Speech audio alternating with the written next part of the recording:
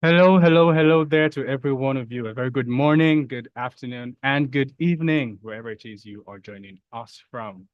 Thank you for taking the time to be a part of this maiden edition of the Shield Africa Community Learning Series.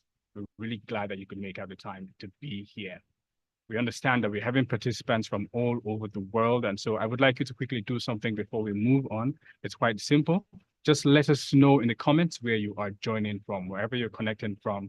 If you're connecting from Nigeria, type Nigeria. If you're connecting from Ireland, type connecting from Ireland. From Ghana, type connecting from Ghana, and so on. You can also make it more interesting by typing an emoji of your country's flag. This will help us interact with you as well as get to know you better. So let's quickly do that in the chat box, in the comments on YouTube and here on Zoom. Just type in where you're connecting from so that we can all participate in this event. I'm looking at all of you. Thank you, thank you, thank you. I see the comments coming in, connecting from Nigeria. Thank you. That's Chibuke Stephen. Thank you, thank you. And then Chris Gold, I see your comments coming in. Helen Atta, I see your comments coming in. Gabriel Ame, thank you so much for joining in. We really appreciate every one of you. Miriam Joy, Miriam Gift, I beg your pardon. And David, thank you all. Thank you all. Thank you all for joining. I see your comments and your engagements. We're really happy that you could take out the time to be here and join us. My name is Igumu Emmanuel. I will be your moderator for today's event, and it is truly my pleasure to be here doing this with all of you. You see, I suppose that a few of you are probably hearing about us for the very first time. Maybe someone sent you the flyer or sent you the link and you decided to join. That was a very great move, by the way. What's important is that you are here. But now that you are here, maybe you're probably wondering, what is this initiative all about, right? So we are Shield Africa Sustainability and Development Initiative. We are a non-profit organization that seeks to provide sustainable solutions to global issues occurring here in Africa. And we do this through the instrumentality of the United Nations Sustainability Development Goals, number 1, number 2, number 4, number 5, and number 13. I understand some of you may not be also familiar with them, but in the next few moments, you'll know exactly what we're talking about. So our focus primarily, right, is to alleviate poverty, to prevent hunger, to promote quality education, gender equality, and addressing peculiar issues that are occasioned by climate change. So now you know a bit about us and who we are, what we do, right? I would like to take this quick moment to show you a very short clip from some of our impact stories in the previous year. Let's take a quick moment to watch this video.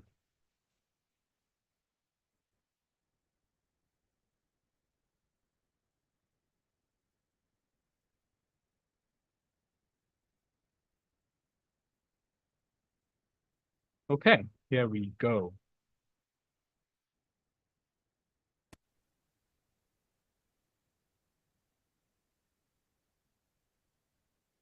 Okay, here we go.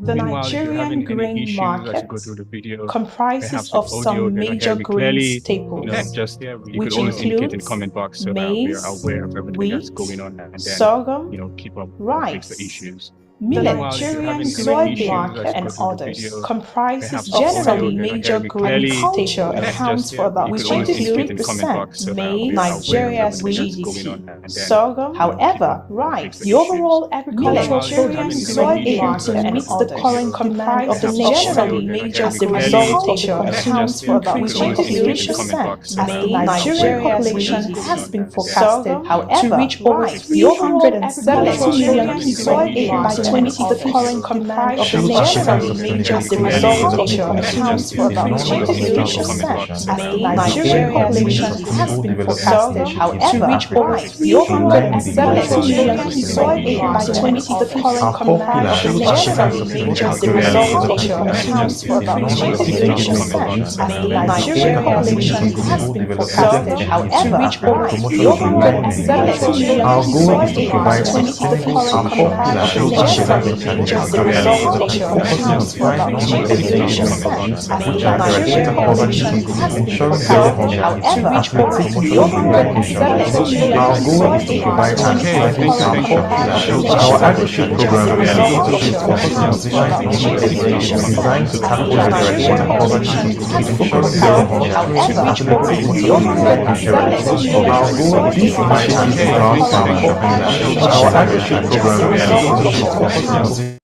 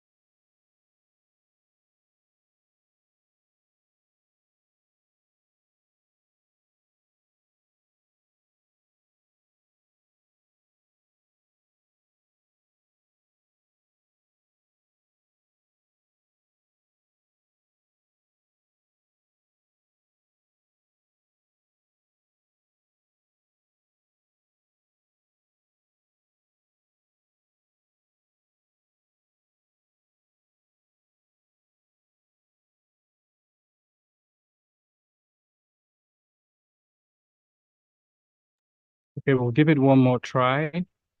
The issue is sorted out now.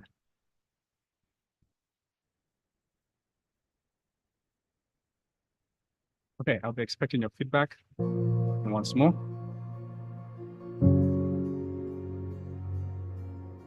The Nigerian grain market comprises of some major grain staples, which includes maize, wheat, sorghum, rice, millet, soybean, and others.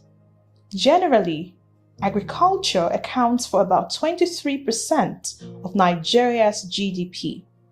However, the overall agricultural produce is unable to meet the current demand of the nation as a result of the continuous increase in population, as the Nigerian population has been forecasted to reach over 370 million people by 2050. Shield Africa Sustainability and Development Initiative is a non-governmental organization with the aim of leading sustainable development initiatives in Africa, in line with the United Nations Sustainable Development Goals. Our core pillars encompass pivotal areas such as financing, inclusive engagement of youth and women, capacity building, project enhancement, and the promotion of renewable energy. Our goal is to provide sustainable solutions to global development challenges in Africa, focusing on 5 key SDG areas, which are eradicating poverty, ensuring zero hunger, facilitating quality education, promoting gender equality, and driving climate action. Our AgriShield program is an offshoot of the organization's initiative designed to tackle SDG 1 and 2. It focuses on fostering sustainable food security and eradicating poverty. This initiative empowers farmers and envisions Nigeria as a self-sustaining hub for food security, contributing significantly to global nutritional needs. It is on this premise that we commenced the rice farming project in Oju, an agrarian community in Benue State. Over the last decade, farmers in Oju have been victims of 2 major challenges amongst others, that is the lack of sufficient agri-inputs and insecurity. We recognized how this has had a negative impact on their livelihood. Through this project, we were able to provide inputs and training to the farmers. We had over 150 beneficiaries, with women constituting about 30% of the number. During the input distribution phase of the project, several agri-inputs were distributed to the farmers, with the aim of not only providing assistance to maximize their farmlands, improve the quality and quantity of yield, but also to encourage many to get back on their feet and back to the farms. Eyinyamari Chief Opa Manuel Obo mkukole dana nanga ya mauraba warewe pejiole kome panye pejiole myenumi anouraba aurolan wara yeji hamle omimle helume ya jora hura holoda kamanya ma me pejiole aika ho aika yerika chaja hụrụ le ho ohehe u dom onye rọta iri tiri chaja ọlọ họ kai ka lakaka balọ ka ya ngọla ka julo he gbo pa họ kaka angọla ka ho nyo pa polo he amegere ka weru nyiju aiweru nyitakom aiweru nyigbi aiwehia elumelume nya nyeru le kai ka ho nyo pa polo he o wa god le nyo la la kama lumelume le kai ka pa ho kuro we kai la nga boy wa ka ngere nyi lo hai pa la nga lu to jo pa ngume ko bo ka pa u de lo bo kai ka u fo awro ewu ai le ngi ola ka pa ho ka gwo ngere nyi ai ho u weti ji lai ka dom ya ju ake ka ha ke ka da ho bo ai ka la ka le ai ji no bo ho cha jo la nu we kuro la he akamanya he gogogo e fo nyi ga yang nyero ai bi lo bo dada ka lu ka pete anya he wa re we pe jo le cha ji kai ka lo nwa le ga ka nu weta ya mo wale mdai hile nyore ke anuka wo mi danya he lo ya da no bo anora ba. My name's Mrs. Abi Rose Ene. I am the chair lady of Owo Laole Housewife Multipurpose Association. What we do in our group is we farm rice, we farm groundnuts, we farm seed, and we farm cassava. And now that you people have come to bring us out of the poverty of farm, because previously when we farm, we don't have fertilizer to apply to them, making our farm produce to reduce. But now that you people have come to alleviate that issue, we thank God for your association. And we pray that God will continue to enlighten you people to give you more, so that you bring other communities out as you people have come to alleviate our community. I am Ogo Abi Johnson, the chairman of Anyugbu Cooperative Multipurpose Cooperative Society, and we produce rice, yam, and cassava. The cost of a bag of fertilizer here in the town is too high, and sometimes after farming and you need to apply fertilizer and you don't have the cash to buy, the crops will not do as good as they're supposed to be because of lack of fertilizer. And this good organization has today come to give us bags of fertilizer free of charge. We are grateful.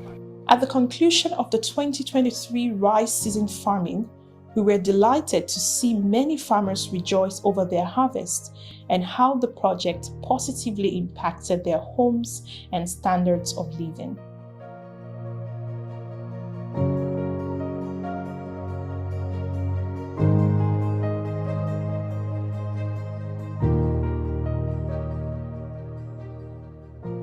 Benue alone produces over 1.5 million metric tons of rice annually and is a major producer of several grains in the country.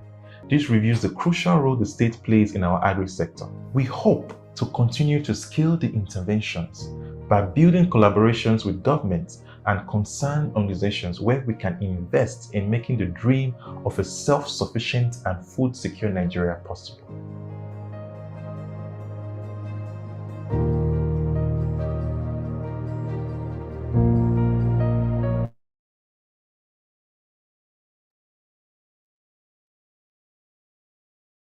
Okay, that was a truly inspiring video. If you know you were inspired while you watched that video, I would like you to type in the comments or in the chat, type inspired, type inspired. I'm waiting to see the chat's comment. Just type inspired if you know you were inspired while you watched that video.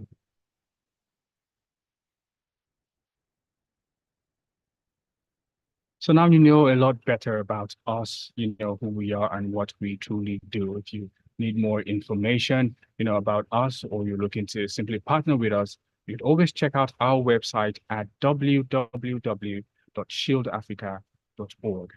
You can also find us on social media at Shield Africa SDI, Facebook, Instagram, and X.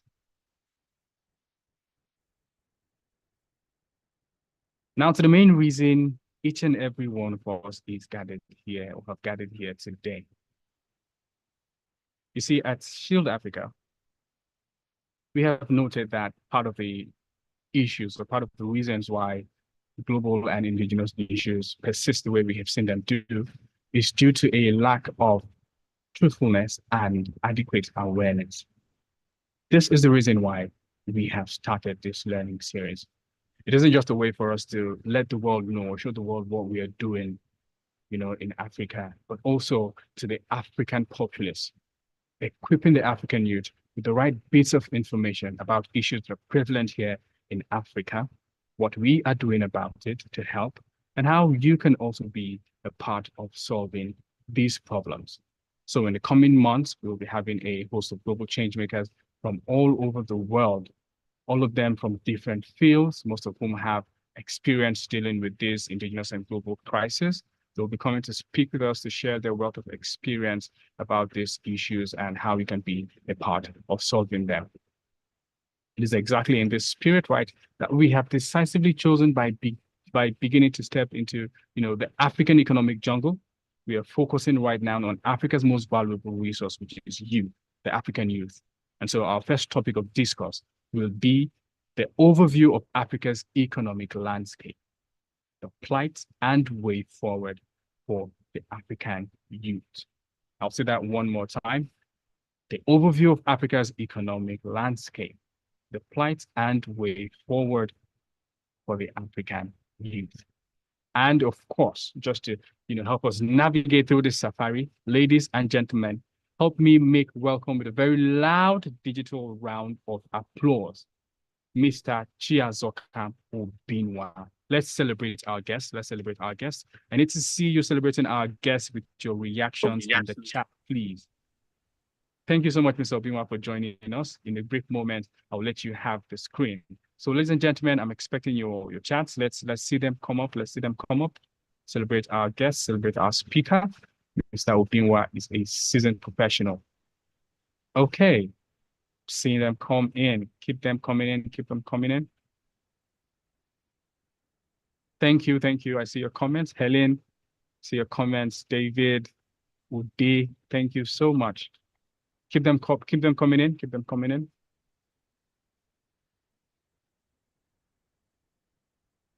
Okay. So you see, Mr. Obinwa, for those of you who do not know him, right? He's he is the founder, right, and the current managing director of TradeWave Limited. TradeWave Limited is a company that is based here in Abuja, Nigeria. And what they do is that they provide financial literacy and financial solutions. Mr. Obinwa is a professionally trained physiotherapist, but he resolved to become a professional market analyst and portfolio manager.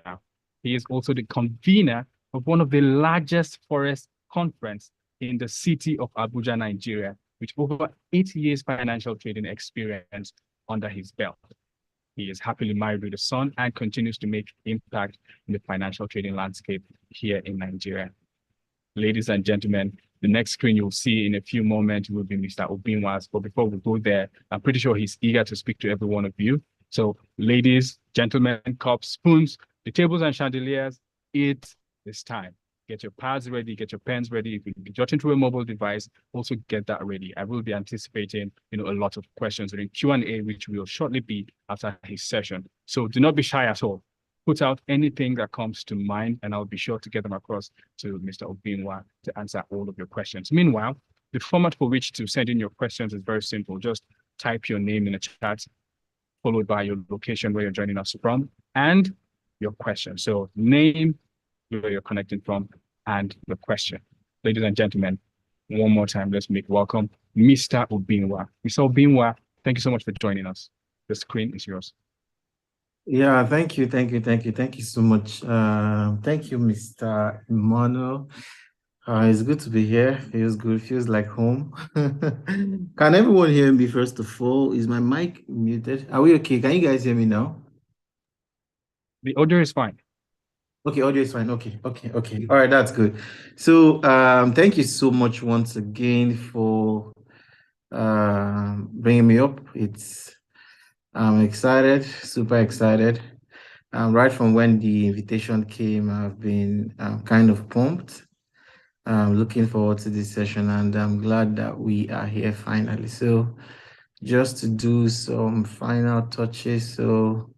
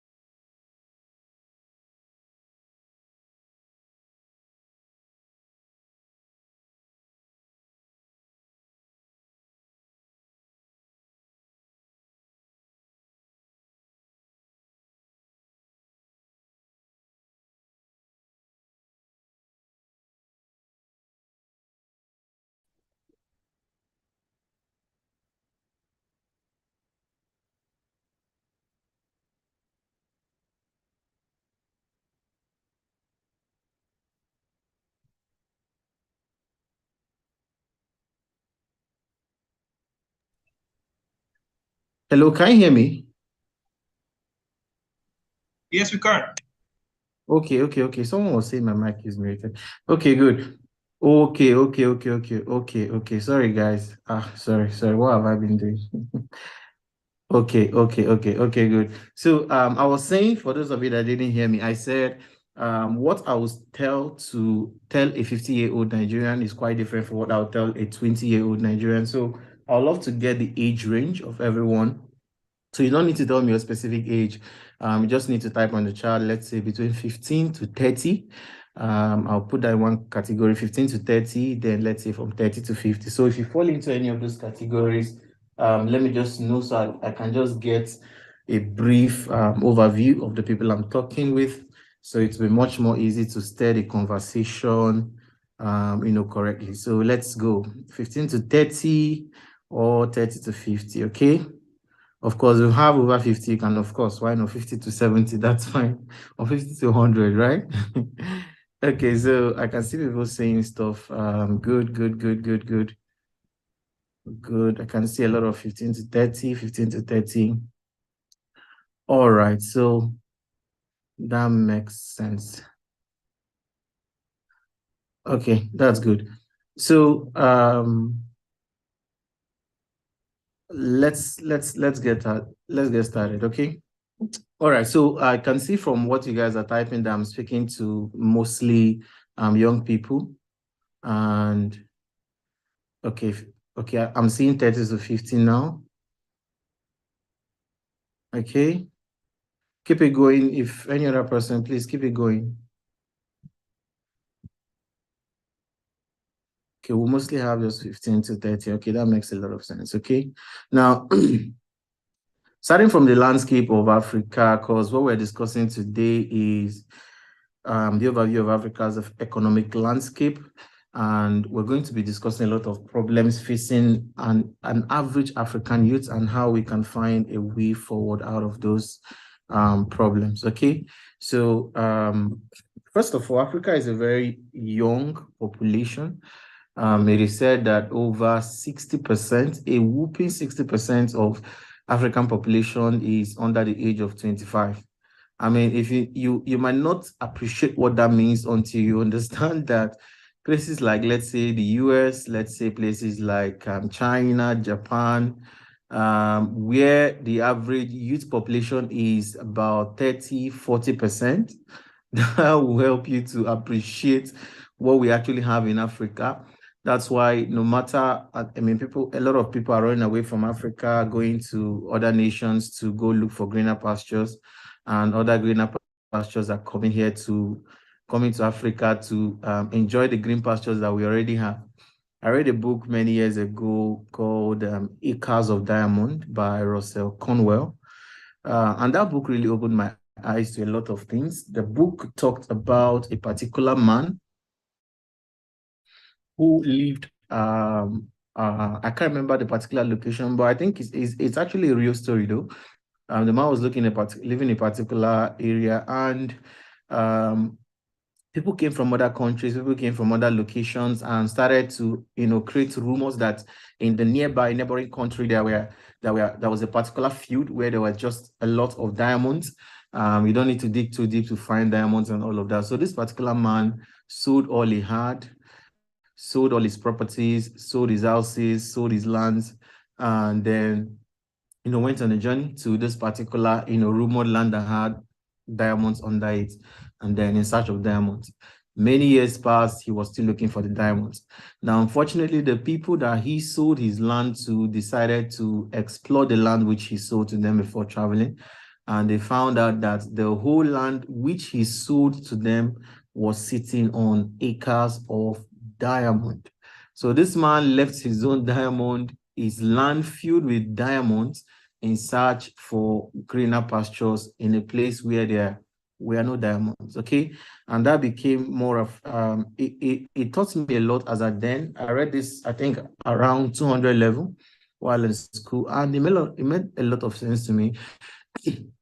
Every single time I've been tempted to look outwards, for a solution, I always remind myself that this might be an Echoes of Diamonds, situation repeating itself. So that is to remind myself that sometimes the solution might not be outside, the solution might just be inside. It's just left for me to, discover what I need to do from the inside, and it becomes a solution for me instead of going out. Okay, and that is usually the African parable. The parable of Africa is the fact that a lot of people are seeing potentials in us that unfortunately we are not seeing in ourselves. We are unfortunately going back to a possible a possible situation of slavery all over again, but just in different names. Okay, it's unfortunate, but okay, hi everyone, thank you for joining. Okay, so it's possible that it is possible when you look around the African landscape and what is happening in the Black race generally, as far as Africa is concerned, you see a lot of underdeveloped potentials, underdeveloped, underutilized talents, giftings, skills that we have here that unfortunately we keep exporting and putting to good use in other countries, but we can't just find ourselves utilizing it for ourselves. The average African trusts a Zhu Qingyang from China to give him a better product than Chidebere Chidozie, his brother, that lives just beside him. And it's a very terrible thing. Somebody posted something on his status yesterday. A particular man was complaining that his brother, he has a brother, I don't know, maybe his blood brother or something. He's building a house and he's selling, he sells building material, electrical materials, but his brother did not buy from me. He decided to go and import from somewhere else and decided not to, patronize him. Now, while I can understand the fact that it's quite a painful thing to do, but sometimes the problem is that because of the some of the antecedents that we've had as far as experiencing ourselves as Africans, it becomes much and much harder to trust ourselves. Okay, so somebody can go as far as possible to go and meet somebody from provided the person's skin is white, he can trust the person much more easy than he can trust his fellow Africans. So these are some of the challenges we're having. And I tried to x-ray all the possible problems the average African will have, and I try to provide solutions to them. So this is what I'll be sharing with you in the next 30 minutes, okay? So I hope everyone is ready. So please, if you're ready, type on the chat, let me know you are ready, okay? If you are ready for tonight's, it's going to be a downpour this night, and I can assure you that. So if you're ready, type on the chat. Let me know you're ready. Just type ready, ready, ready. Type ready on the chat. Let me know you are ready. Okay, type ready on the chat. Let me be sure you guys are ready, okay? Because it's going to be very heavy. I have 9 specific problems that I've outlined. The problems of Africa are, of course, there are more than 9, but however, I've outlined 9 of this to just to give you the surface overview of the average Nigerian or the average African problem. I'll be interchanging between African and Nigerian. The reason is because I know the bulk of the people on this call tonight are, Nigerians. So when I mean Nigerians, I'm just using Nigeria as an example of what is obtainable in Africa, because at least post-colonial rule, I think Nigeria is the second, oldest. Okay, Ghana post-colonial rule is, I think, maybe 68 years thereabouts. Since their independence, Nigeria is the second, which is 64 years now. So when I talk about Nigeria, I'm using Nigeria hypothetically as as an example of what is obtainable in Africa. Okay, so if I use any of the term interchangeably, it's just because of the the people I'm talking to this night. Okay, so I'm glad you guys are ready. So let's go. So once again, appreciations to Shield Africa. This is a very powerful initiative, and I'm excited to be here. It's a privilege. Thank you so much for thinking of me. Okay, thank you for having me tonight. Okay. All right, so let's go. So let's start from the problems of Africa. I have some things already. If you have your pen, I wanted to do a slide presentation, but I started, but I couldn't finish it up because of time. My schedule these days is a bit wild. So I had this written since yesterday. I said I was going to put them in presentation early this morning, but I had another meeting from one meeting to another meeting, so I just couldn't meet up. But however, I'll present it in such a way that, you wouldn't miss my slides, okay? You wouldn't feel like I presented without slides, okay? So relax, it's going to be fun, okay? All right, so let's talk about the 9 major problems. This is an inexhaustive list, but however, these are just the 9. I want to talk about the 9 that I can outrightly prefer solutions to you too.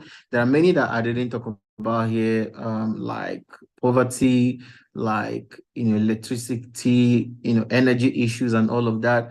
Those are situations that just yourself alone might be a bit challenging to try to do that. So I start from a point where something that is a bit close to home, something that you can easily relate with and you can easily find solutions too. Okay, so let's start from now. I divided this 9 problems into 3 kind of sections, okay, into 3 sections that I believe should be very well relatable, and I even developed an acronym for it, an acronym which I actually I purposefully put the acronym together myself just because I don't want you to forget it, okay? So the problems of Africa, the problems of the average Nigerian boils down to 3 factors, 3 major factors. Now, each of these factors have subsets of 3 other factors in between them, okay? Now, these factors, generally, 3 of them are, number 1, we have problems with attitude. Now, I'll explain what attitude means, okay? Very soon. Now, number 2 is political instability. And then number 3 is culture. Attitude, political instability, and culture. Now, the acronym for this is, of course, APC. Now, when I say APC, please, whatever APC means to you, but this is what I actually want it to mean for you, okay, for this meeting. Attitude, political instability, and culture. Now, I use the acronym just so that you do not forget it, okay? So so please don't think too far about APC, all right? Don't think too far, okay? I don't know why you guys are laughing in the comment section, but all the same, feel free to laugh, right? So our problem is APC, right? Attitude, political instability, and culture. Now, let's start with the attitude. Now, there are 3 problems on the attitude, which is very public problems. These are problems that no matter where you go in Africa, no matter which country you travel in Africa, these are very common issues, okay? Now, number 1 on the attitude is what I call bad definitions. Now, the average African has a warped definition of almost every single thing. The average African has a wrong definition of what a government should be, what it means to be wealthy, have a wrong definition of what even something as little as what friendship means, what relationship means, what education means. Your definition of anything determines how you react to it. Your definition of everything determines how you relate with that thing, how you carry it out, the attitude, the mentality, the approach to which you do that thing. When, for instance, let me take a very wild example. When somebody made a statement online, he said that Africa or Nigeria, if I said Nigeria is the only place where a wealthy man would owe you 100,000 naira, but will not pay you 100,000, but will pay the police 500,000 naira just to intimidate you, just to make you know that I'm a wealthy man. Now, those are products of bad or wrong definitions of what wealth, true wealth, actually means. Now, in terms of politics, now a politician, a typical African politician will build a road and add road building to his achievements. Now, for crying out loud, what were you elected in first place to do? You understand? Because in much more developed countries that are actually doing very well, when a government, when you listen to, let's say, their president talking about what the achievements in office would be, most of the time, what they mention are extracurricular activities, extracurricular achievements, aside the regular achievements that you should have as a governor or as a head of state, as a president, right? But the average political mindset, the average political understanding, definition is that you are in a place of power. And that power should be used to make sure that you and your next generation never have a reason to suffer again. So every single wrong definition that we have as a country, as a people, affects us in every way. It affects the way we do things. It affects our approach. It affects the way we reason. It affects the way we carry out basic activities and responsibilities as human beings, okay? So bad definitions is one of the major things under attitude that plagues Africa. We have bad definitions of a lot of things. Average wealthy person in one of my, let me use this example. One of my friends who traveled to the UK entered a train one day. He entered a train and he was shocked to find out that I think it was one of the, I think the mayors or something of the particular, area where he was staying was in the same train with him.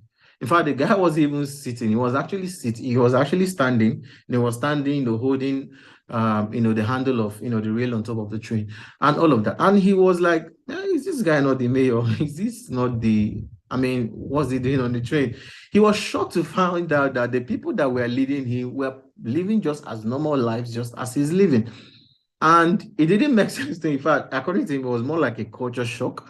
But that tells you that was clear. That made it clear to him that he was coming from a place where there was a very poor definition of what politics should be to a place where there was a better definition of politics and a better definition of what leadership actually entails. And I've seen this happen myself in many places, in many places where you just enter a place and you know that, okay, something is wrong where there's a terrible definition of what it means to be at the top here. And a bad definition of something would always lead to a bad perception and always lead to a bad result. Most of the time, the average, okay, let me give you another sample of bad definition. I just want to be sure that I've been able to drive this point home and just hoping it makes sense to everyone. Now, the average Nigerian business, the average Nigerian person starting a business believes or wants to believe that once the business has become profitable, the business is good to go. Like once the business is profitable, is making money from the business, the business is as good as successful. Okay, why the other guys at the other end, other parts of the world who are doing much better in terms of economical wealth and all of that, they don't term a business profitable until there is no limit to the scalability. An Asian product is not complete until it can get to somebody in Africa. A product in Japan is not complete. A company in Japan do not think themselves complete until somebody in Otukpo in Benue State can get that product seamlessly. But the average Nigerian, the average African, once the business can make, okay, you put $100, you make $200 from it, it's profitable. That's all. They close the chapter. It is done. But unfortunately, that's also an example of what a bad definition is as far as in the African landscape is concerned. So those are this is one of the major issues that plagues a Nigerian, an African market, African, landscape in terms of youth and all of that. Okay. Hope that makes sense. If it makes sense, give me a thumbs up on the comments. Let me be sure you guys understand that. So I'll move to the second part because we have like 9. I just did 1. We have 8 more to go. So another thing under attitude. Now, this is another issue, another problem under attitude that we have as African. Now, the second problem is Entitlement. Now, this is a very big one because an average African believes that once his brother or once his sister has made it in life, there is nothing else to struggle for. What else are you struggling for? I mean, if your brother is a billionaire, what else do you have to suffer again? But unfortunately, that seems to put us on a very difficult position, because a lot of the kind of mindset, the kind of attitude you are putting in the minds of people as Africans, because of this entitlement mentality, is robbing us of a whole lot of things, like a whole lot of things. Now, sometimes you don't need to go far to actually see this happen. In fact, you can look around your environment and it is very clear to see. Okay, most people, especially the youth. Now, by the time I get to maybe political instability, what I want to say, I might portray a little bit, but let me just touch on it a little bit. Now, it is very easy to see here in Africa, somebody, let's say, wants to start a business or has started a business. And there is this internal mentality or something inside of their mind that tells them that once I've started a business, everybody around me, both friends and family, owes me patronage. They have to patronize me because now my people. And because now my people, they just need to come and patronize me. Whether the product is a fake product or not, they just need to patronize me. Now, this is another offshoot of entitlement that really robs people a lot. People believe that whether the product is bad or not, you should patronize me just because you are my brother, just because you know me, just because we went to the same secondary school, or just because we went to the same university, you should patronize me. But unfortunately, the truth is, people patronize people, or people, do business to people simply based on value proposition. What value is this product or service you're delivering? What is it bringing to the table? What problems is it solving? What problems are your product or your services solving outside the confines of our relationship, outside the confines of the ties between us, whether it's even a husband and wife tie, or brother sister tie, or relationship of any sort. Okay, so this entitlement mentality has done Africa a whole lot of things. Now, this is the reason why till today, there is almost no state, there is almost no African country that is fully, what we call fully independent from their colonial masters. Almost every single country in Africa that was colonized somehow is still dependent on the colonial masters. That's when you see, if we are doing politics, when it's time for election, they go to Chatham House or whatever the name of that place is. They do, debate, do all of that. Why are you doing that, for crying out loud? I mean, you should be doing your campaign in Nigeria. Why are you going to campaign, outside the country, okay, I understand the place of, trying to appeal to, what's it called? Nigerians in, what's this word they call it again? You guys know what I'm trying to say, right? Nigerians in, what's that word again? Like Nigerians that are living abroad. I can't remember the word again, okay? So however, but most of the time they do that simply just to do something. Diaspora, thank you, my dear. They do that most of the time just to appeal to our colonial masters. If you actually trace it to the real reason why they do that, you find out that that is actually the truth, okay? And unfortunately, this is another offshoot of entitlement. This is another presentation of what an entitlement mentality to, means, okay? The act of feeling that somebody owes you something just because you guys have a connection somewhere, somehow in the past, okay? And that is very unnecessary. It's crippling a lot of our productivity.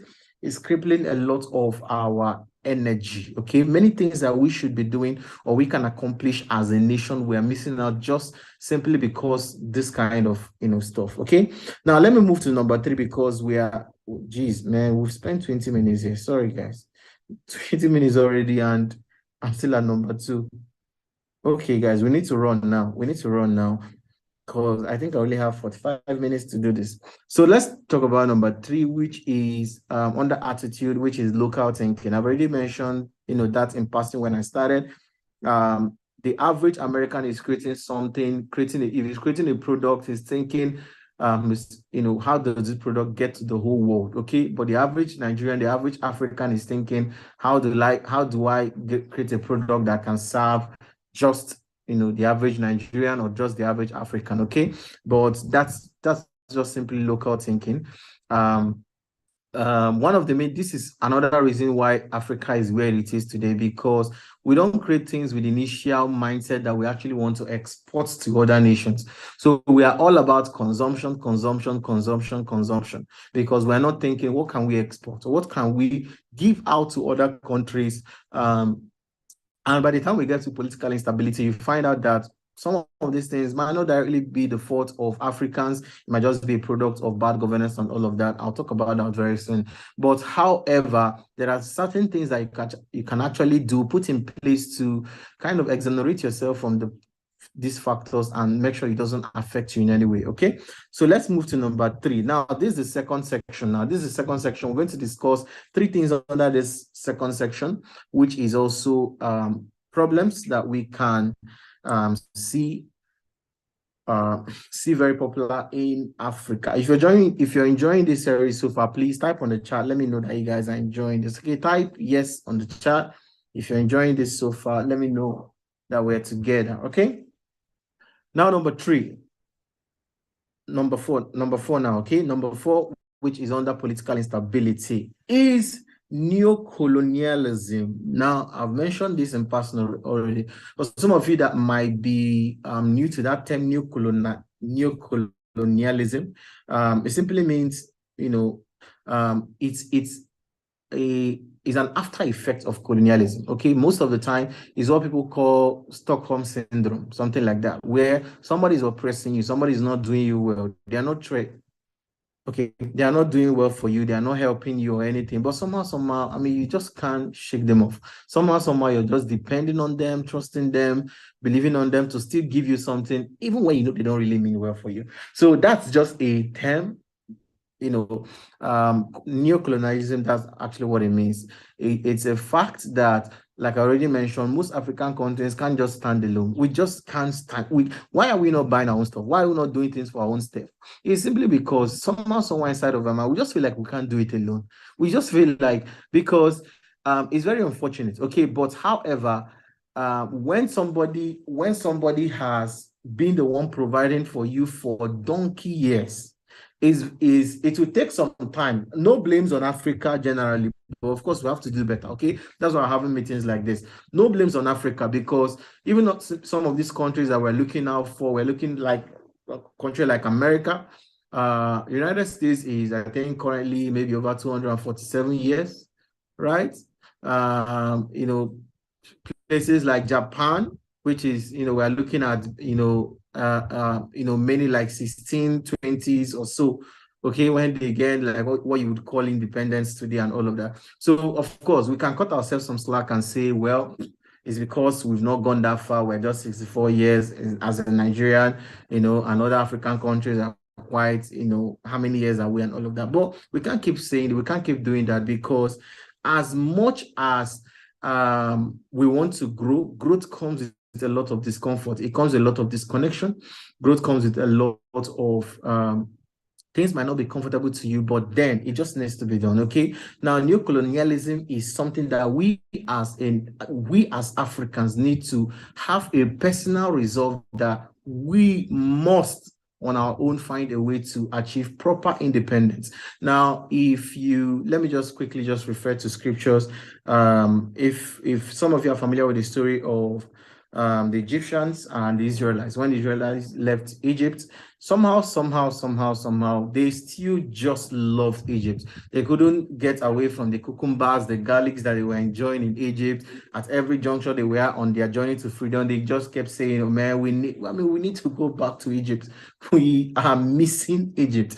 What were they doing? They were basically suffering. They were suffering, but because The unknown is always a difficult step to take. Taking a step into the unknown is one of the hardest decisions that people will make, but we need to make that kind of decision as Africans if we actually want to move forward. And if I heard a story one time where a particular, this is a real story, you know, during the 18-somethings, right? When they used to still fight wars and all of that. So there was this particular, I think somewhere in the Japanese, you know, wherever. So they capture slaves, okay? So every slave they capture, after, you know, passing them through some form of punishments, they now give them a particular choice. They bring them to a particular place, and then they tell them to choose either to go through, they give them two ways, I think, two options, either to choose to serve some kind of other, you know, painful punishment, or to go through a particular door. Now, they don't tell them what is on the other end of the door, just tell them that nobody knows what is on the other end, but it is just untold hardship, untold punishment, untold wickedness. Okay, they don't tell, that's just what they tell them. And you can either choose to go through that particular door, or you can choose to serve this other punishment that is defined. They tell you, okay, these are the terms. You get 40 lashes, then you get some form of punishment, some other this one, some other stuff like that. But this other door, nobody tells you what's on the other door. And the guy that was telling the story was saying that when he was telling the story, that this was many years before, it was actually documented in a book. The guy said that, no, you won't believe that many hundreds of prisoners that came into that particular, detainment center, none of them wanted to choose that door with the untold hardship. They all selected what was familiar to them. And guess what was on the other side of the door? Freedom. Nothing. It was freedom. If you open that door, you were free to go. Simple. And none of them was able to select that door just because they didn't know what was on the other side. They just couldn't tell nobody told them what was on the other side. So they couldn't choose it. So people would prefer to, go through known hardships than to try uncertain waters and find out what could be there for them.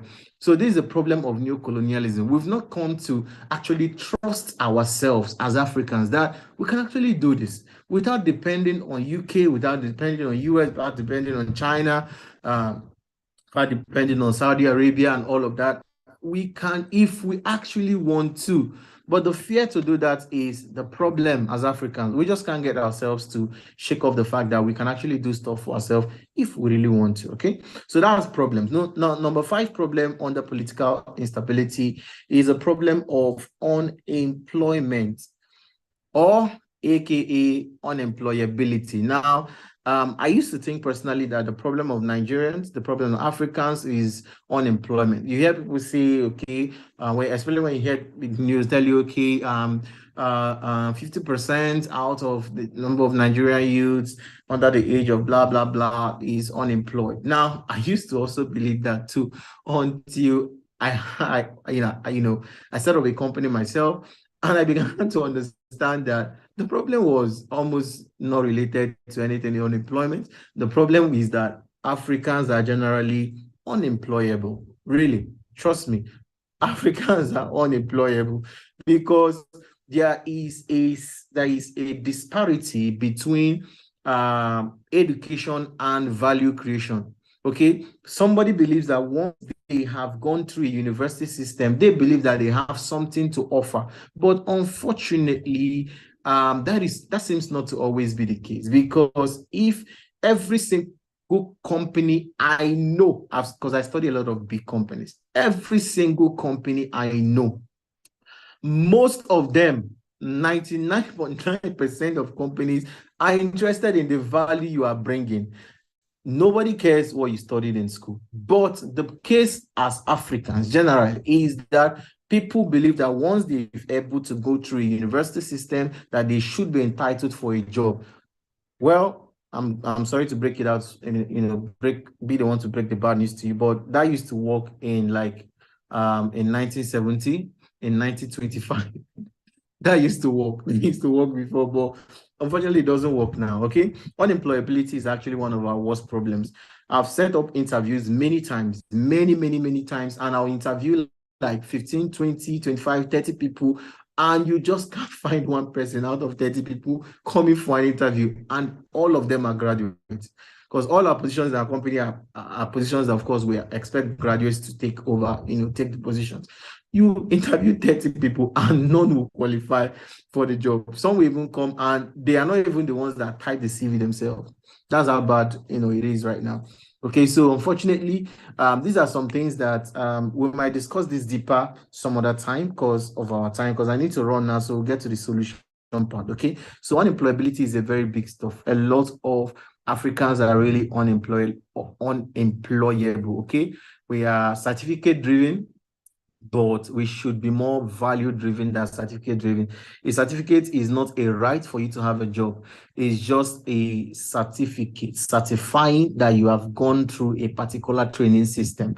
But whether our company needs that certification or not depends on the value you're actually bringing in real time to the table, okay? Now, number 6 under political instability, which is the third factor under political instability, of course, is bad governance.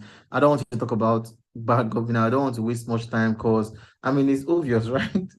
It's obvious that we are, the gap between the mindset gap between Nigerian rulers, not really leaders, rulers, and, the masses, the gap is far, like the thinking pattern is far.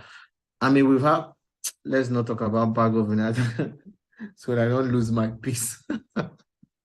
So bad governance is another issue, okay? But however, I'll provide solutions to that shortly, okay? So let's move over to culture. Now, culture is the third factor. Culture is the third factor that we are looking at, okay? Culture is the third factor that we're going to be looking at. Okay, now this, what I mean culture, I mean the predominant attitude, the predominant approach of an average African that is the limiting factor, especially for the youth. Okay, now number 1 under culture is what I call the risk aversion syndrome. The average African is afraid to take risk. We just don't like taking risk. It's unfortunate, especially for a youth. It's unfortunate, but that's just the basic truth. It's that basic that a lot of people miss it.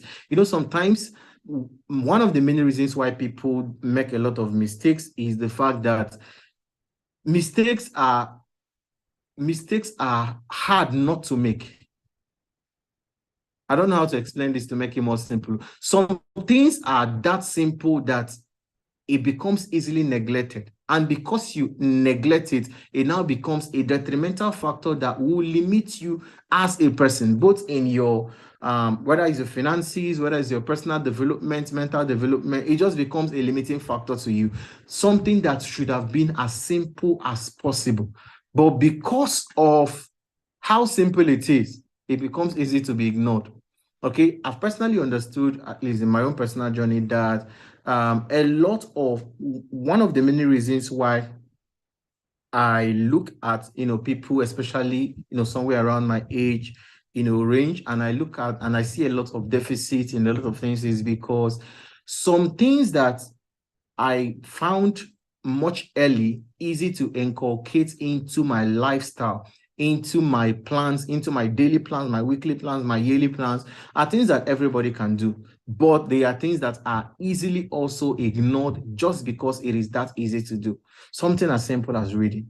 Something as simple as watching inspirational things, documentaries, things that will inspire and open your mind to actually think better and think more global, okay? Now, risk aversion syndrome is something that I can go on and on and on and on, but this is not a financial seminar. But let me just give you this instance, okay? I put out something on my status that was yesterday, and the guy was saying, this was a billionaire talking. He said that this was a statement he made. I think, let me just read it out, because I think it will make more sense if I read it out and just try to take it, straight from my head. So the guy said, this guy I'm talking about now is actually, I think he's very close to $1 billion, wealth, what was it called? $1 billion net worth, yeah. So he said, I lost $10,000 on my way to the first $100,000. I lost $100,000 on my way to my first $1 million. said, I lost $1 million on my way to my first $10 million. He now said, I lost $10 million on my way to my first $100 million. Over the course of my career, I've eviscerated over 100 million in mistakes, bad partnerships, product launches, etc. But as of now that we're speaking, this guy is very close to the $1 billion net worth status. Now, the average African, sometimes you might not blame them for being afraid to take risks, because Africans don't forget failures, unfortunately so. But generally, it might not just be Africa, it might not be native to Africa, but the average African just finds it hard to forgive. Okay, that's why, and ironically, you won't believe that we are the first not to forgive, and we are the first to also forget. We forget a lot of terrible things. Let me not press into that, because that will bring us to politics, and I don't want to talk about politics, but it's very easy for Africans to forgive, first of all, themselves, and to forgive when it comes to making mistakes from any other person. Okay, so let's move to the 8. This is number 8 now, so we can move very fast, because I need to put 4 solutions in the next 10 minutes so that we can be done. Okay, so culture. Now this is number 8, and which is the second one under culture, is what I call the late success syndrome. This one, I don't need to talk much about this. Okay, it's very, very terrible. Okay, in our counterparts, when I mean, because remember the age range here. Okay, the average age range here from where we started was 15 to 30. That was what you guys said. Okay, average range 15 to 30 in places like Asia, places like America, places like United Kingdom. Average 15 to 30-year-old is thinking independent. Once you're done with high school, this is the average practice. Done with high school, every single American white parent is thinking, okay, so what can you do to start sustaining yourself by the time you move into college, which is what we call university. But an average 25-year-old guy in Nigeria, in Africa, is still dependent, fully dependent. You see somebody who finish school, finish his first degree, and he'll tell you, okay, I'm waiting for my parents to pay for me to do masters. Now, if your parents can afford to do masters, but that's nice, okay? But just to let you know, from between 0 to 25 years of age, if you are fully dependent, it makes sense. It's understandable. But you see, from 25 to 50 age range, this is the range where every single decision that you make should be such that is not in any way dependent on any other person's finances. It should be your sole responsibility to take charge and make those kind of decisions necessary for you. But because of the late success syndrome that we have in Africa, people don't even believe you when you make it as a young person, when you begin to make some form of money as a young person. I, for one, have been harassed twice by, what's the name of this guy? Police, SARS, right? What's this, their new name? SWAT or whatever their name is right now. Because they feel like, okay, how can this guy be this young guy? I mean, you can asking questions like, how did you get money to be living in this kind of place? This was the kind of question. This was as of, was it 2 years ago, right? 2 years ago. Just on a normal day, I was just sitting in my house and he just came, knocked, just started harassing me. And it's very terrible right now because the average young person cannot even, just confidently, even when they are doing something legitimately, they still can't have the confidence to say what they are doing because of the harassment, because they feel like, I mean, if you're not up to 40, 50 years old, nobody believes that you should have money. Nobody believes that you should be doing well.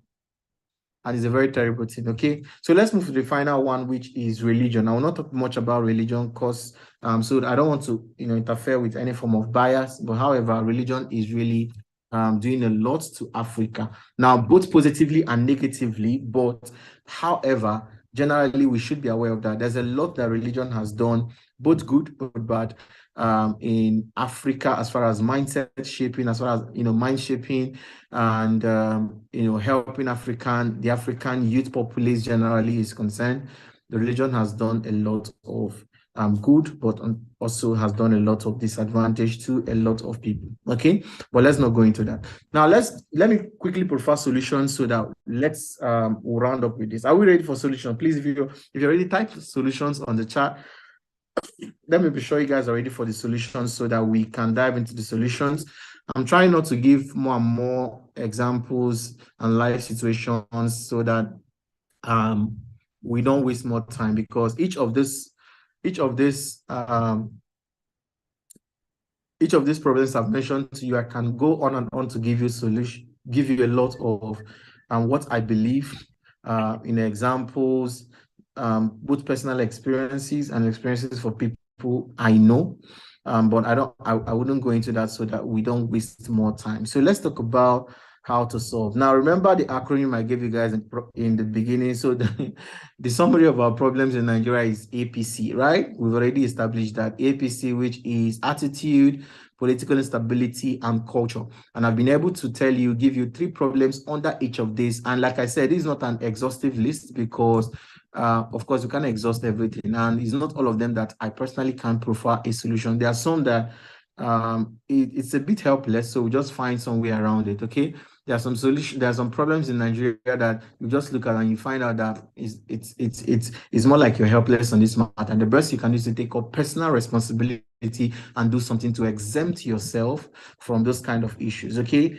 Issues like energy, okay? The issue of energy, I mean, the best you can do is just exempt yourself, right?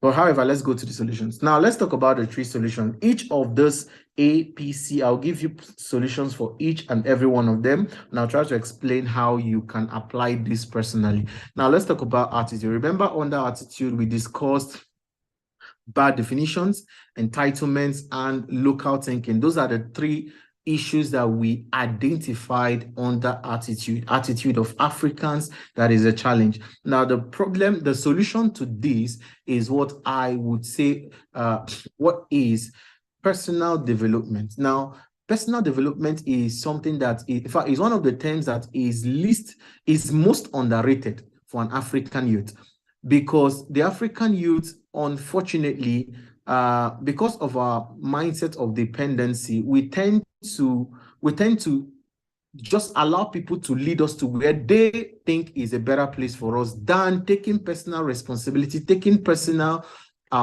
development, very, taking it seriously in order to chart our own path. Okay. Now, personal development includes things like, first of all, getting some form of clarity about life in general. Okay. I believe so much in clarity. I believe clarity a lot. When I mean clarity of purpose, knowing what you want to do, okay? Knowing how to do it, knowing when to do it, knowing where to do it, and the people you should do it for and do it. That's clarity for me. A lot of the average Nigerian youth, the average African youth lacks this simple thing I'm telling you now. Now, I've done this many times. I do a lot of counseling sessions with people because, fortunately, very fortunate, people look up to me for a lot of things, okay? And one of the things they look up to me too is guidance. People are always, almost on a daily, weekly basis, I have someone reaching out to me, mentor me, counsel me, help me, blah, blah, blah, blah, blah, okay? So this is something first question I always ask is, what do you want to do? You'll find out that as simple as this question is, even if you ask yourself this question now, you can do this for yourself. What do I actually want to do with my life? You'll find out that as simple as this question is, I don't want to put out a census here right now, but I can tell you half of the people on this call might not be able to give quality answer to this question. Like, what do I want to do with my life? Like, what do I want to spend my life doing? Something as simple as this question can make or mar you. And the faster you answer this question, the easier things will become for you. I was very lucky. I was blessed actually to be able to have answered this question very early in life. As at 18, when I began to understand how life actually works, And I, began to do a lot of introspection about life, began to reminisce on what my life has been before 18, my teenage years, leading up to 18 years. And I began to understand that life shouldn't be that hard, okay? And I was very blessed to be able to make a lot of these definitions very early. I was able to define, this is what I actually want to do with my life. What this does for you is that once you already know what you want to do, it is easy to find out what would waste your time. Find out things that are simply time-wasting ventures, things that you should not be doing. When you find out where you want to go, every other location becomes a distraction. When you have defined that this is where I want to go to, every other bus stop in between the road is just simply distractions. Now, the thing is, because a lot of people, a lot of Africans have not for themselves defined their own, what their own main purpose in life is, and what they actually want to achieve with their life, it becomes an issue. It becomes easy for them to, reach road bumps on the road and stop and assume that this is, what the location is for them, or this is where, their, bus stop actually is. Okay, but clarity does a lot for you. I just can't exhaust what clarity can do for you as a person, okay? And clarity comes as a result of personal development. You have to personally come to that point where you realize that you are the person. It is you. The result of there's this thing they say that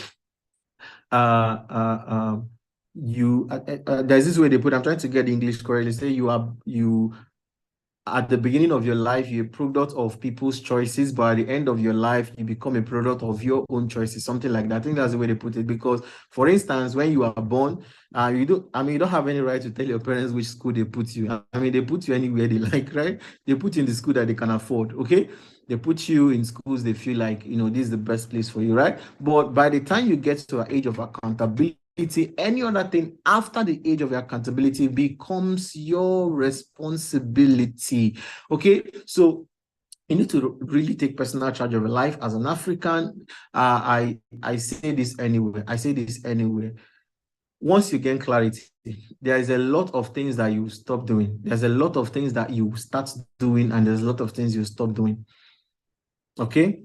And let me just rush to the second one. So by the time, if I have time, I'll just wrap up this again, because the more time I spend on clarity, the more I want to talk about it. And our time is just moving without us. Okay. So now number two problem, which is political instability. I'll wrap it up with saying this. It all boils down to personal responsibility. Remember, the first one is personal development. Number two now is personal responsibility. Now, personal responsibility will always come. It's the product of personal development. There's a level to which you develop your mind, your mindset, your thinking pattern, and you have come to that point where you now understand beyond every reasonable doubt that the end product of your life is a product of your choices and your decisions.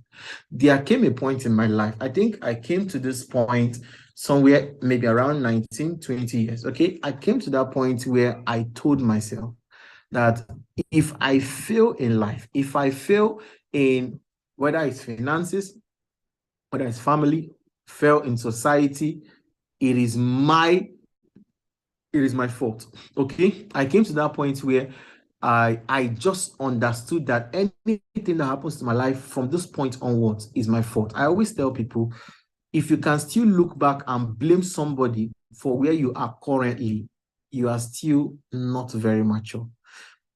Let me say that again. If you take some form of inventory of your life, where you are right now, if there's somebody you can still blame in your life and say, if not because of this person, I should not be where I am today, you've not come to a place of personal responsibility. There's still some form of immaturity somewhere inside of you. Now, I can say this by experience, because at some point in my life, I found out there was this, I don't want to go into personal stories, okay? But anyway, there's this relative of ours that we used to look up to. We used to hope that, he will come, because my dad died when I was 15. So we're like, okay, this guy, you should come and, you know, take up some responsibility, do some stuff.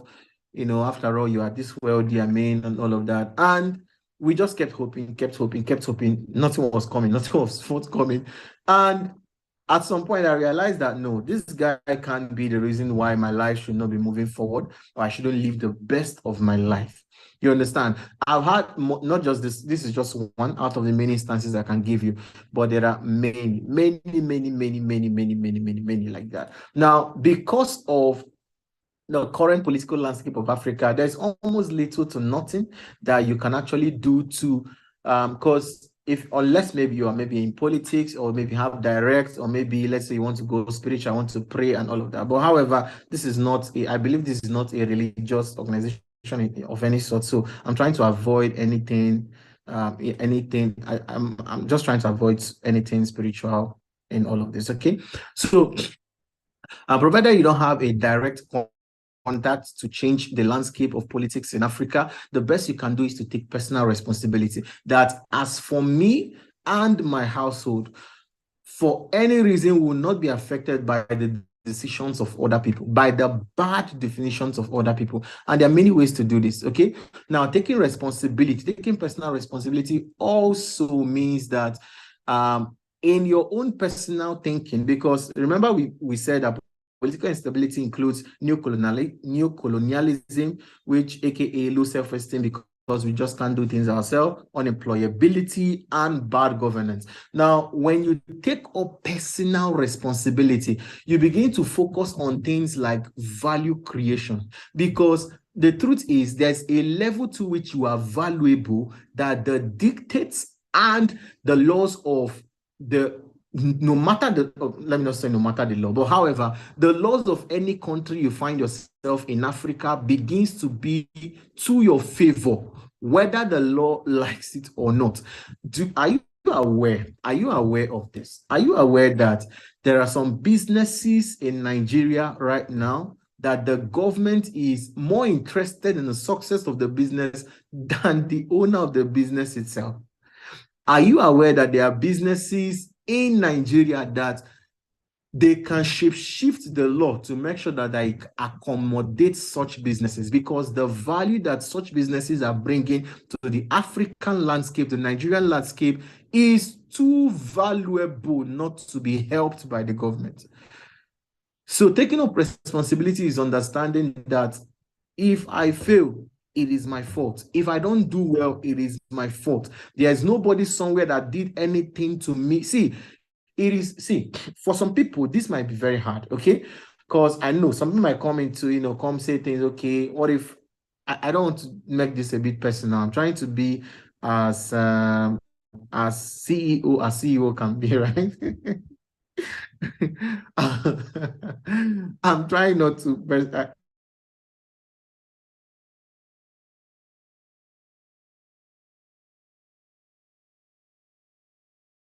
sorry guys, a call came in, but I think we're back now. Please,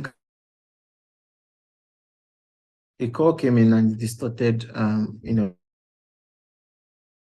me, please type yes. Let me be sure you guys can hear.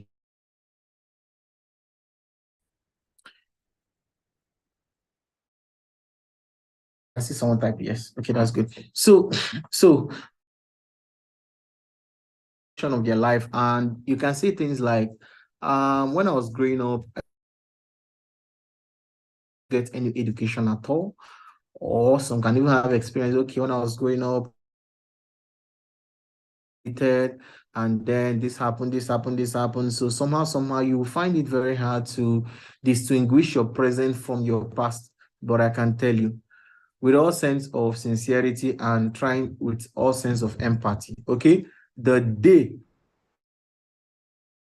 from this point onwards, the product of what my life is, your entire approach, your entire mindset to life changes. It just gives perspective. Now, this I'm telling you is from experience, because it happened to me too. My dad died at 15, as I was saying, and he left some few properties here and there, and a lot of people, a lot of people were hoping that, okay, and himself is not there, that, the sons, the daughters, or blah, blah, blah, blah, blah, blah. The day I took personal responsibility, living alone, staying alone then, I remember sitting in myself and hitting my hand on my chest, and I said to myself that I will never need anything that is my father's property. Made that decision as firm can be. I will never need any to be relevant in this life. I will create my own course.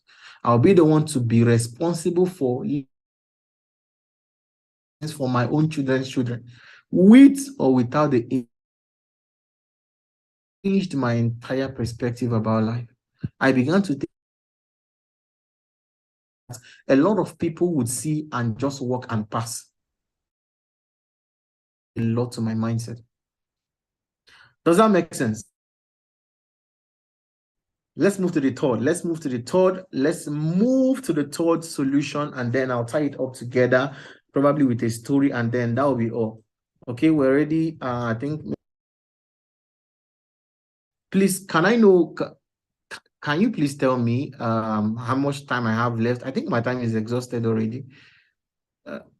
Mr. Paul or Mr. Emmanuel, I don't know which of you is still on the call. Please, can you tell me how much?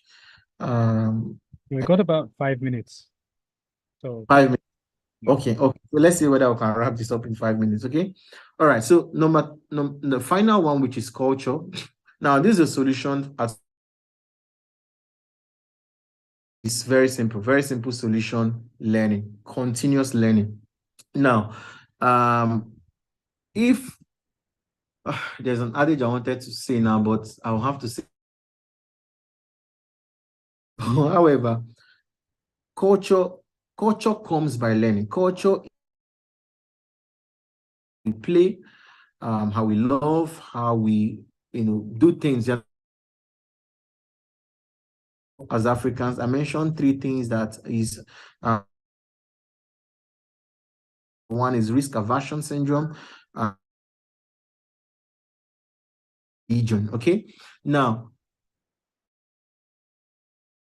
somebody who is committed to learning, current culture came because those are learned and fortunately be unlearned. Now, it is very hard. Learning is much easier than unlearning, because learning step, you carry knowledge, you put somewhere.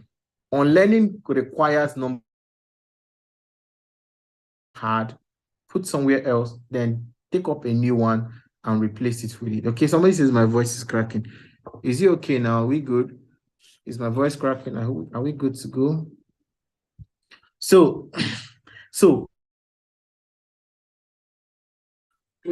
when I mean learning, I have zero. I mean nothing as regards schooling system. It's pertinent at this point. So it's not the same thing as education. Academics is not the same thing as education. Okay, somebody says sure, it's fine. Okay, good. Education, a deliberate effort to improve 3 areas of your life. Number 1, skills. Number 2, mindset. And thing you do to affect these 3 things is education. Number 1, skills. Number 2, mindset. And number 3, beliefs. Now, these are 3 areas into learning. They will continue to change. They will continue to evolve. Education is get a certificate, and I mentioned it when I was starting this series, right? I mentioned that have gone through a body of knowledge. It doesn't mean that you now have value. What the workplace, what the marketplace is, there's a great deal of interference now. What's happening? I don't know, why is there an interference? Ah, God. Is it good? Is my voice good? Can we get put your voice questions? is quite fine, and perhaps it's network on that other user's end. Okay. So sorry, guys, maybe it's network from over here. Okay. Somebody said I'm good here. Okay, makes sense. All right. So learning is simply coming to that point where you know, improving 3 areas of life I've already mentioned, and this is something that was so.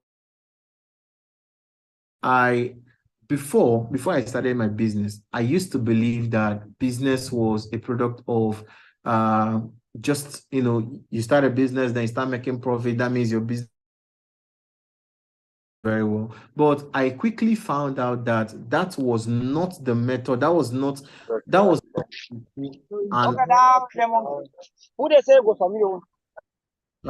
someone's mic is interfering. Okay. All right. So I quickly found out that one of the many things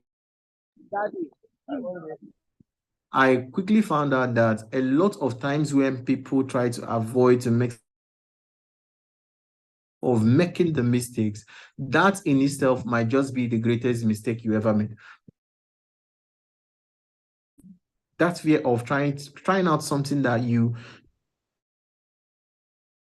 is not something you used to know before, it's not something you're quite worst mistake that you can actually make. And how I personally overcame that was through learn. I just began to study other businesses that are worth in over $1 billion. What graphics, read, how the business started and all of that. There were loads of mistakes were made and learned from. It was easy for the business. Always good to fail fast. If you're going to fail as fast as possible. Learn what. I'm the least person now to be afraid of failing at something. In fact, one of the least, the fear of starting over again. I've had to start over many. That's the least of my fear, because every single time I've had to start over with something or try something new, try a new strategy, try a new business idea, I found out that it scales faster than when I started the last one. Start is going to not do so well is lesser than it was when I was doing the initial idea. Way to overcome the problems of risk aversion, lead success syndrome, you just need to learn, evolve. Done something that much more better than you model it. It becomes easy to scale faster. Now, let me just wrap up these 3 problems in 1 minute. Okay, these 3 solutions in 1 minute. I already mentioned and learning, lifelong learning. Okay, now youth, trust me, I tried not to, because this is not a business. I believe about business. I would have talked, giving you numbers and practical business ideas, but office level. Okay, now combining ability and lifelong learning gives you an advantage. 80% of the average population will not have this kind of advantage. That are important. Some of the things that are vital the country in first world countries where they are doing very well as Africans. Now, if you go to countries where they are doing well, there are things they value. My brother lives in the US, my cousin lives in the UK, so I'm very. There are some things that they don't play with.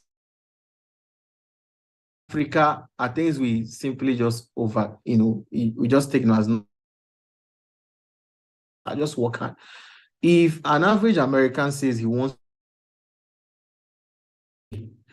and for any reason, you, the boss in the office, does any form of significant you are in for deep stuff. Because as far as they are concerned, introspection, your time for refreshing is as important as any.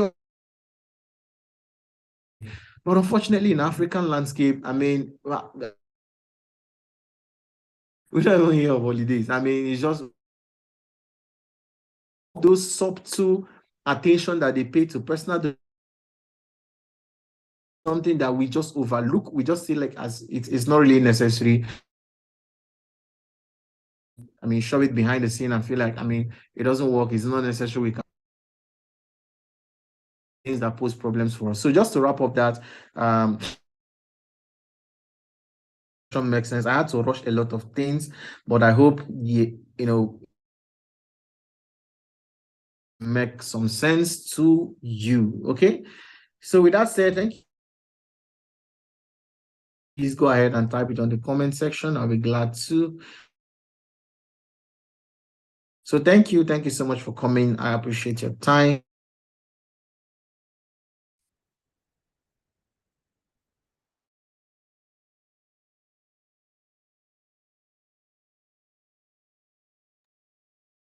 Thank you so much, Mr. Obinwa, for that really insightful presentation.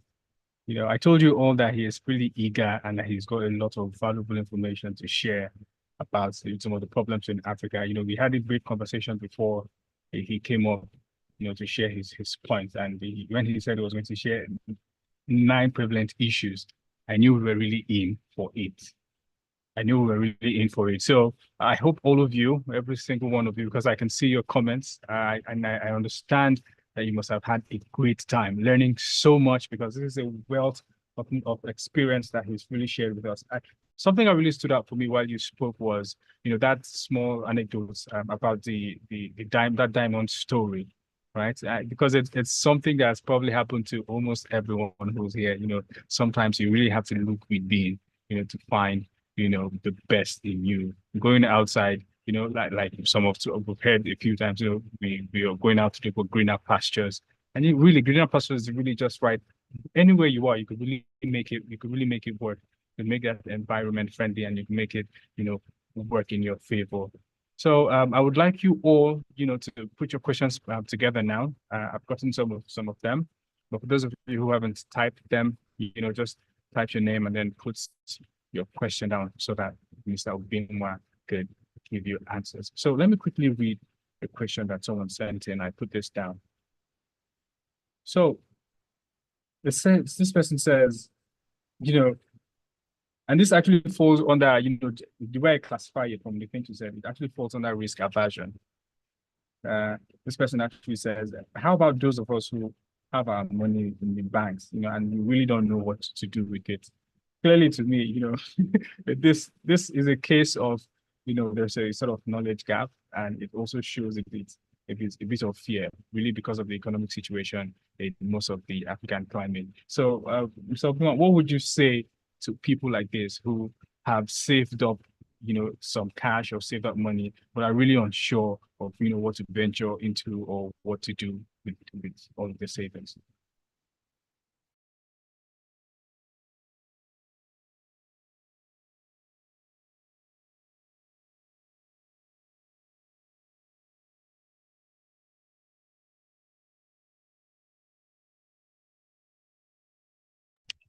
Okay. Can you hear me now? Are we good to go? Okay, good. All right. So, personally, I think what your risk appetite is. Now, every rich person I know has at least 3 sources of income. Out with 3 sources of income, is always good to have one And then when the one is doing well, you can now spread to other investments. We try to start up with as many businesses as possible because of income. So people just go out there, put here, just so that you should have one. Then when one stream of income is doing well, then you can now start spreading it. The money is not necessary. Let's say you don't need more money for the kind of you can actually spend the money. There are what we call high risk investments, there are low risk investments, and there are moderate risk investments. On how soon you will need the money. Most of the time, a low risk investment might not high risk investment. Okay, high risk investment, the possibility that you lose your money is very high.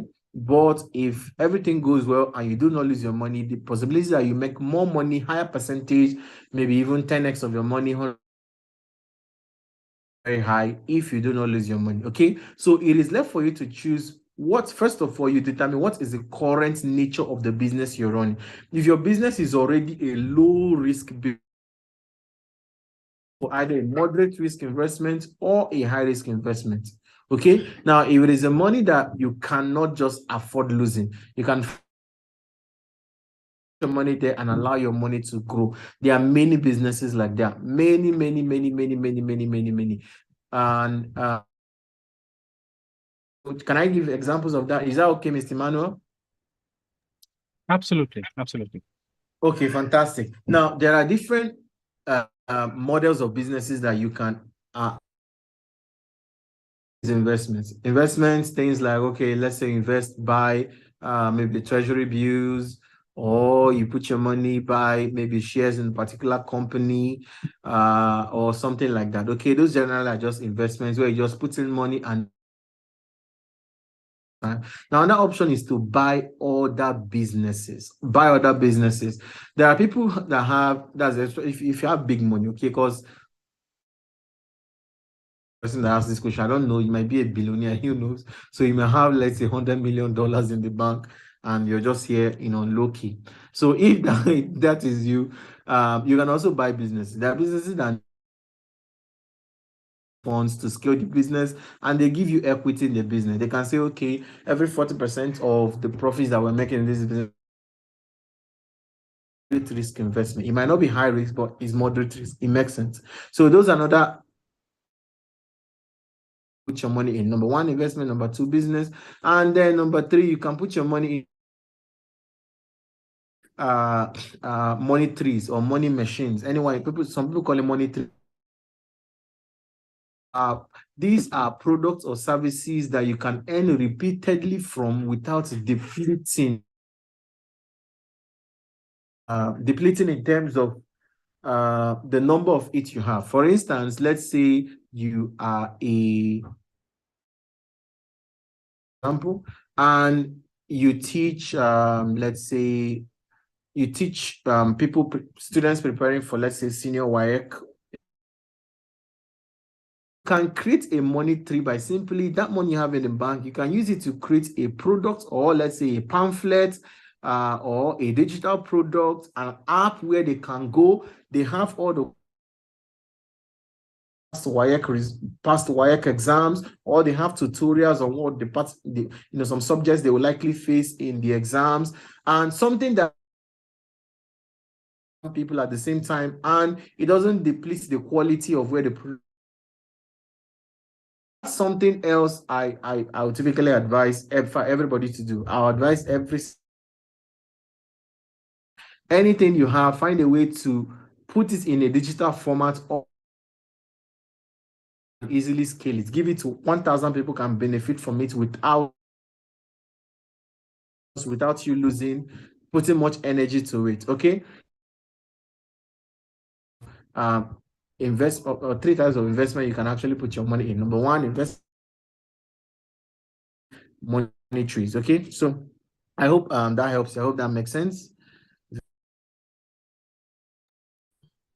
That was a very concise summary of that answer. So I hope you heard and you listened really attentively to his answers about that question. One more thing, just before we move on to the next question, while you spoke about political instability, I was quite surprised to find out, when you said Africans have a sort of issue with unemployability, as in the sense that it's not necessarily the fact that there are no jobs or there isn't something to do, but it's more like, there's what to do, but the people who should do it aren't exactly, aren't completely suitable or completely fit, in the sense that, there's a sort of disparity between that, I've gone to school, and technically someone who's gone to school really should, have hands-on knowledge, practical knowledge, of any field or any discipline they've studied. But then, it sort of seemed that wasn't the case from what you said. And to be honest, I was quite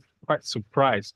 So I wouldn't know exactly who out there, fits this category, because this also calls for self-evaluation. And that's when you talked about one of the solutions, you actually sort of mentioned it.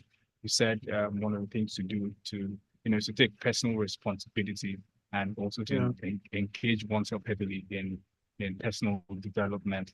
So very quickly, someone else in the comments here has typed that, how do you balance family immediate wants? Okay, so this sounds to me like what we now know as black tax.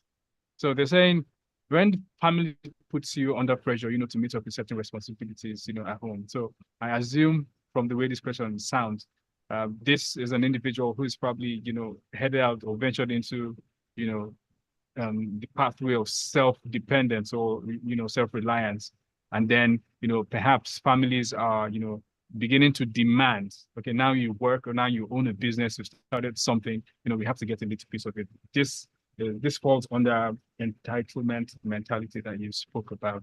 So they really want to know, how do you balance, your family's immediate wants and needs, with, growing or running your own business, even when it hasn't reached its full potential or, possible profitability as one would like it to have. So I don't know if that's actually clear. Yeah, the question is actually clear. It's quite clear. So the way I personally operate, I'm value oriented. In fact, both those with model, value orientation is one of the major things that you must, if you want to scale anywhere, whether as a person, whether orientation, your value, you must be value oriented.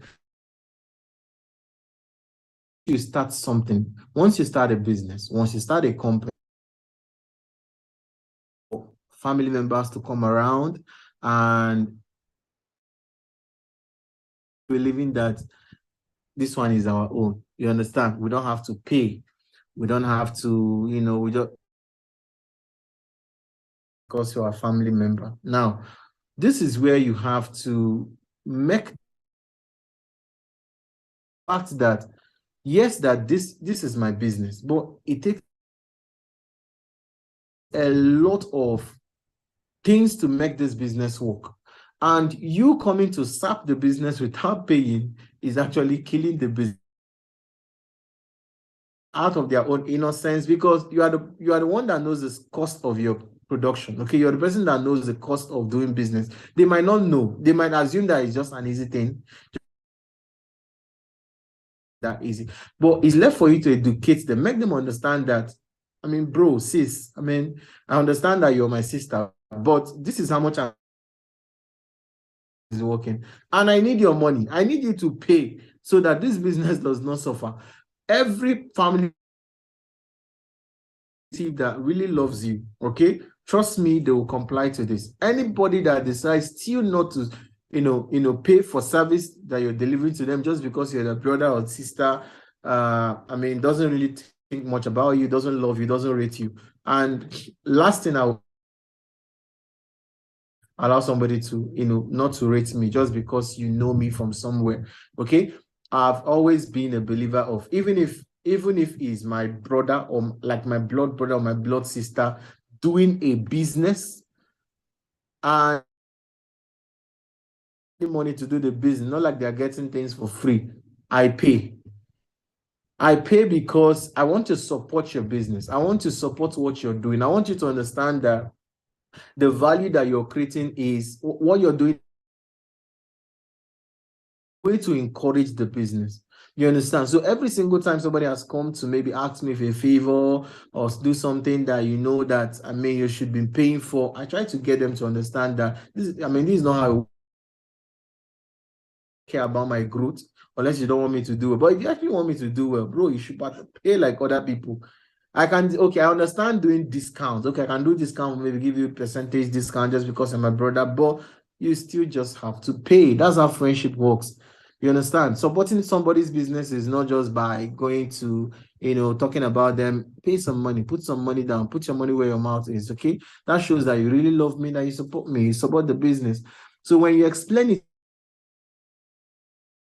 to pay for your service, trust me, they don't rate you that much. You to grow, okay? Anybody that wants you to grow, probably pay for your service. I think that problem should be solved.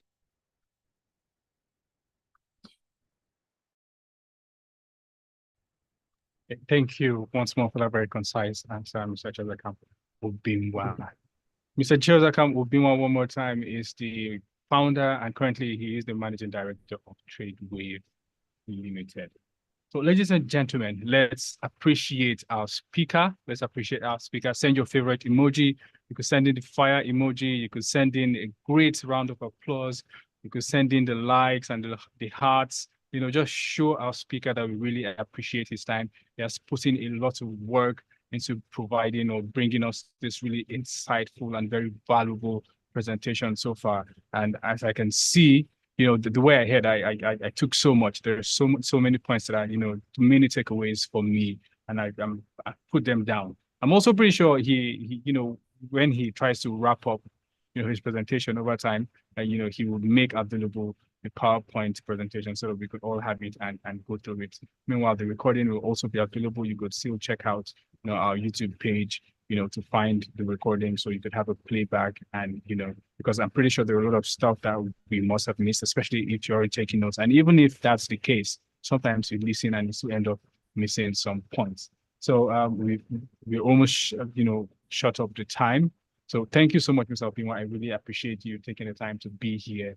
Your schedule is really tight, but you found a way to be here and you shared with us, your wealth of experience. Thank you once more. I really appreciate you. You can see from the comments, everyone is, sending their love. They're sending love hats, round of applause. Thank you so much. Thank you. So, ladies and gentlemen, I'll share his profile one more time so that we can all see it.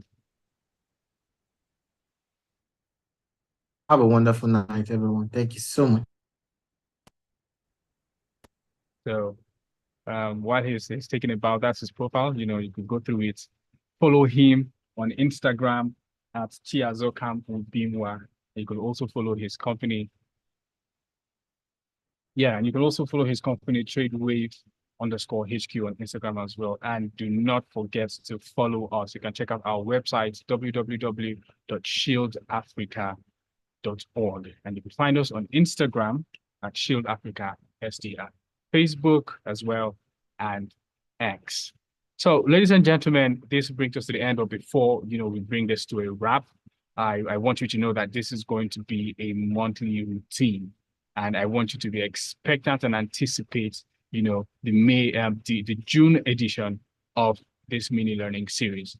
And we have a great lineup, for you set up in June. The speaker is Madam Ene Obi. If you know Madam Ene Obi, just interact with us in the comments. Type hi, type a heart, type the fire emoji. Let's see if you know Madam Ene Obi. I'll quickly project her profile while I run through it for you so that you can be expectant. So in June, we'll be having Madam Ene Obi. Like I said, she is a social justice activist who has served as the country director of Action Aid Nigeria. She passionately engages with local women leaders to challenge power dynamics, increase the representation of women in decision-making processes, and tirelessly has worked towards eradicating violence against women and girls. And so in June, she was speaking on this rather crucial topic, which is very timely. gender roles and stereotypes, underrepresentation of women in leadership.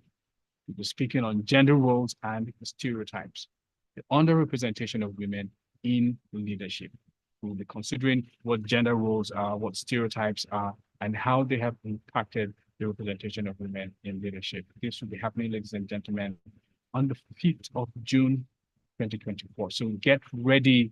We'll be looking forward to seeing you there in a very short period of time. It's just a few weeks away from now, and the same way you have experienced and have learned so much in this edition, you can expect that much level of value which will be provided to you in the June edition of this learning series.